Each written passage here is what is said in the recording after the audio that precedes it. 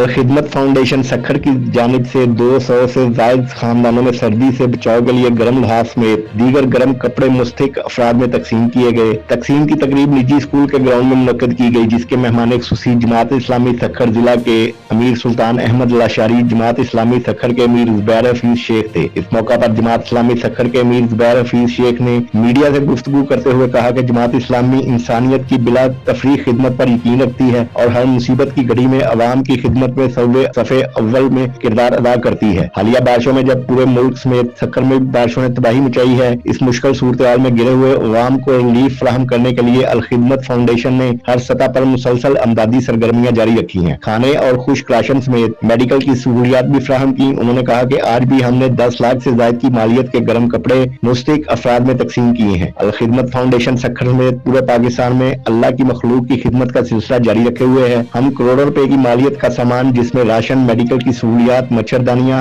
और किसानों को खाद और बीज वगैरह फराहम कर चुके हैं। सिराजुल हक की क़यादत में पाकिस्तान के कोने कोने में जमात इस्लामी अपने भाइयों की खिदमत में मसरूफ़ अमल है। हमने बारिश और सैलाब मुतासरीन की बहाली का पुख्ता इरादा कर रखा है। इन तमाम कामों के बाद अब मुतासरा खानदानों को मकान बनाकर फराहम करने की तैयारी कर चुके हैं। जल्द मुतासरा खानदान अपने घरों में होंगे।